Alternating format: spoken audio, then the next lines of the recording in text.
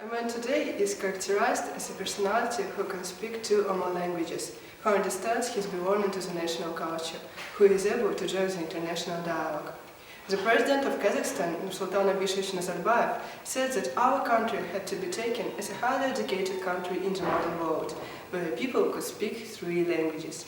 These languages are Kazakh as a state language, Russian as a language of international communication, and English as a language for successful integration for the global economics. The words of our president have appeared to be the basic tasks for the present Kazakhstan education system, which must become qualitative and competitive one. There is a trend to innovations and experiments in the scientific field of Kazakhstan.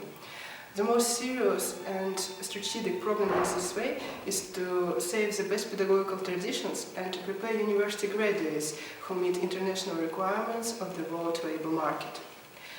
That's why multilingual education of a man who is able to work in multinational and multicultural surroundings, having developed sense and understanding of international culture, who is able to work in peace and agreement with people of different nationalities, races and beliefs, is an essential issue nowadays. In Kazakhstan, basic trends that determine multilingual education have already been formed.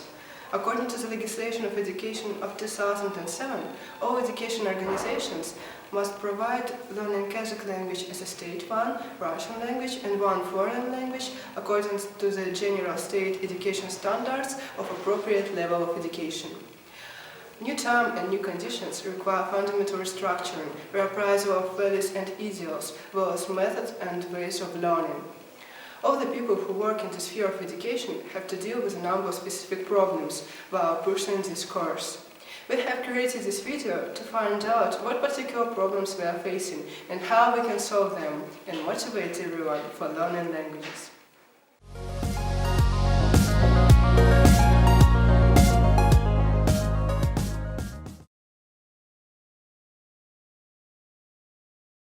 What is my opinion about this? Well, I think this is a very desirable goal. I think this is achievable goal if a lot of work is done between now and then.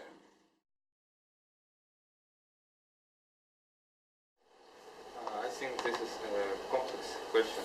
It has positive and negative effects.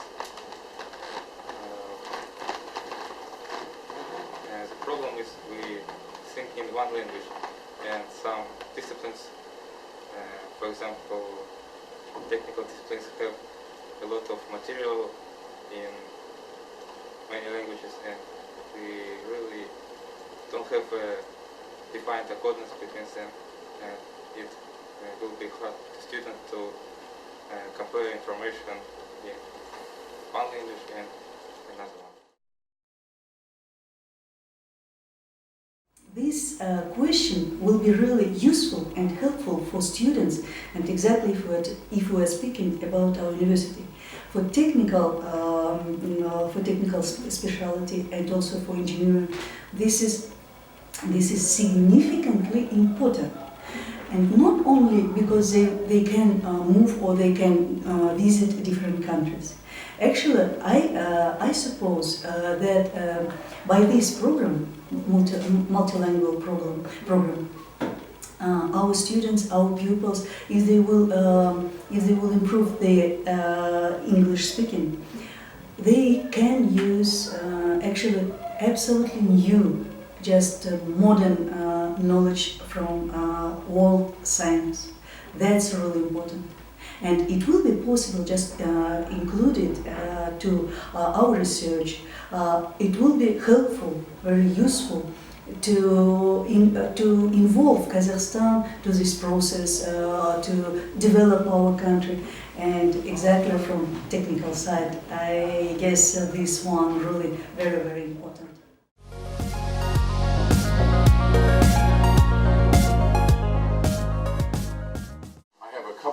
Points of reference in my own knowledge and experience that may be relevant to this question. 10 years ago, I was a visiting professor for 1 year in Istanbul, Turkey, and at that time, my host university had a requirement for 30% of the courses to be taught in English. What I found is that in practice, it was not really 30%, it was more like 10%. Why? If a lecture can be presented in English, that's good, but suppose a student wants to ask a question and asks for permission to ask in Turkish. They gave permission routinely. The same thing happened on exams. I cannot answer this question in English. May I please answer in Turkish? They would give permission. Or a student would ask a question of the professor after the lecture, and the professor did not know how to answer in English. So the professor would answer in Turkish. So the official 30% requirement in practice was more like 10%.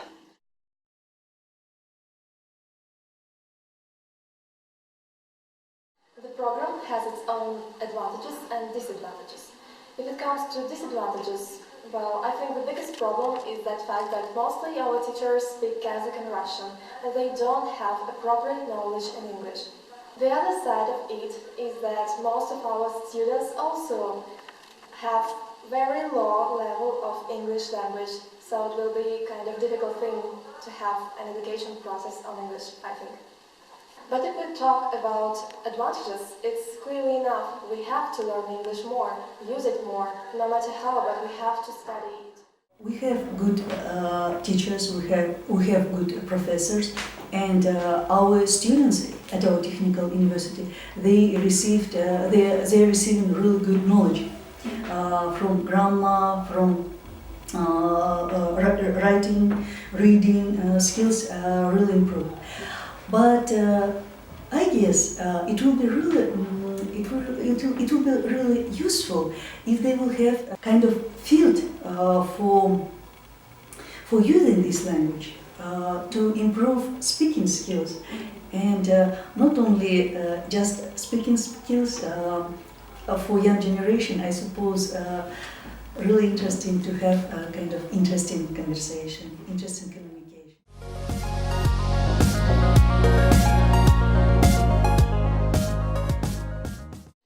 How much time and what kind of effort is needed to achieve this? Also in Turkey, they had students coming in from other countries with a foundation year, 12 months, intensive study of the Turkish language. 4 hours every day for 12 months in class learning Turkish. That was their full-time job, so that in the beginning of year 2, they could begin freshman year, first year of university as students. Now, if we are talking about the effort needed, it's a full-time job, it's vanilla Turkish, it's not technical Turkish. Their own specialty areas will have additional vocabulary that a Turkish teacher would not know, and that requires extra time, extra effort.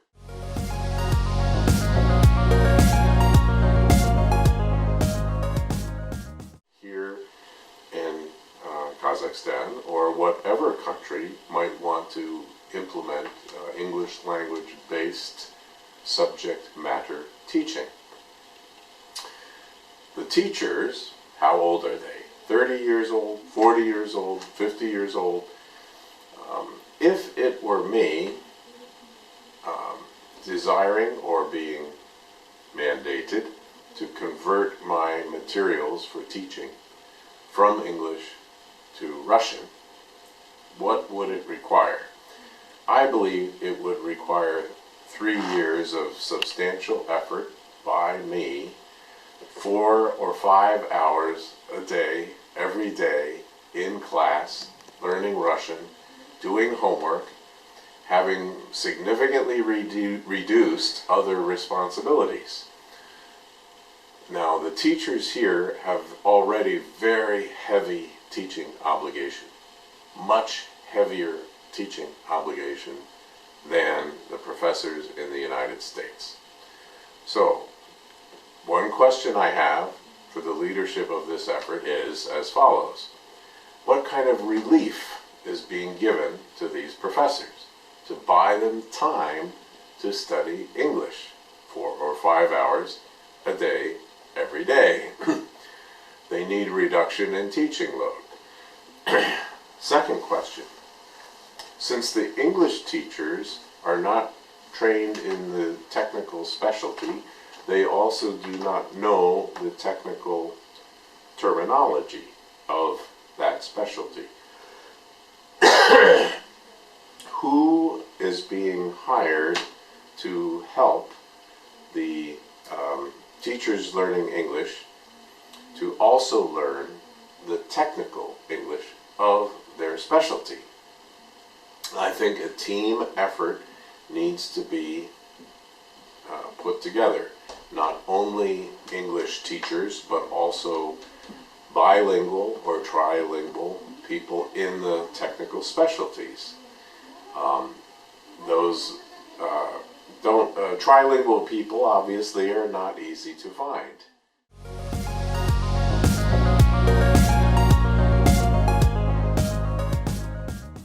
I spent previous semester in Poland, Lublin.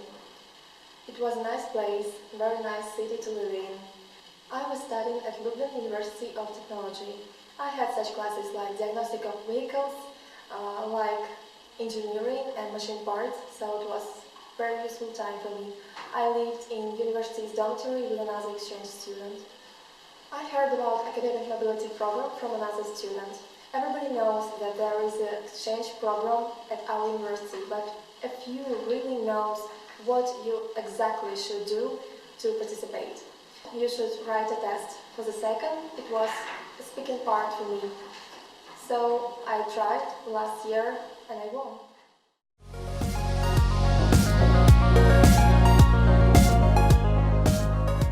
A few years ago, we had a really very nice class for professors, and Kolesnikova Tatyana Andreevna, she was our teacher.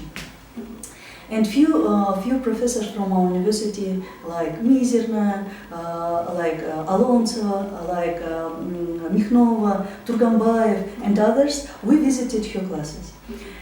That's why we decided, when class just finished, we decided, let's continue our communication, because we can speak more, not only about grammar, but let's do it kind of meeting just to enjoy each other, to enjoy this new presentation.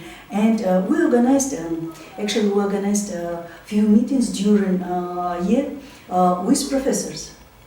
It was not exactly, but we tried to do it every month. And we just organized this meeting. Mizerna Marina Alexandrovna invited us to her museum and in another office room. We met each other and we had conversation about our traveling. Because I guess you know, guys, that our professors and actually our high-level professors, they have a lot of trips traveling abroad. Exactly to the foreign universities, and when they come back, of course, I wanted to share with my colleagues, with my friends, with this impression. That's why we organized kind of first prototype or kind of first version of club. What about Seraya Club? I'm telling because this one first version or first type of meeting, what I did, what I organized.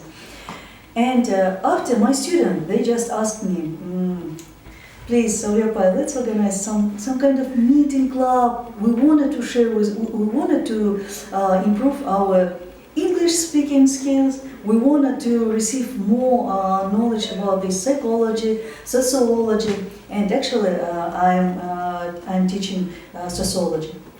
That's why in 2012, in September, we organized the first meeting in Saule Club, and we just told for all of people that okay, it's happened.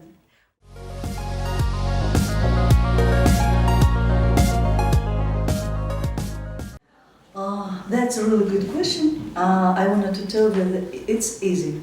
Actually, we have our page in internet, Vkontakte, Saule Club, you can search it. Also, of course, we have information in our EKSTU portal, and you can find for students job, and from our sub-department also you can search, and we put it information just in this information you can find my cell phone number, you can find this internet page, you can find all of information about the meeting also. I want to tell that we have really nice articles about our Saule Club in our Zaznanie newspaper, our university newspaper. Actually, our members just wrote about our club. I wanted to share with you. Yes, very nice. Yes, very nice. Just pictures from our meeting with foreigners, and you can see just this one article about our Saule Club. And here I wanted to tell you just really very important, not only organize this meeting. Of course, all of us enjoyed meeting with foreigners, with very interesting people, with famous scholars. Of course, that's absolutely true. But also, I suppose really important to give kind of feedback, and when our members, when our students just wrote about Saule Club, they're telling about their opinion, and just sometimes they used to have a small survey, for example, asking their mind, their view for last meeting, like this one. And all of this, it is possible to find in these articles. And some of students who is now our members, they're coming because they have read article about our club in newspaper, and after just they found me in our sub-department and asked, is it possible to join us? Thank you very much. Thank you. Bye.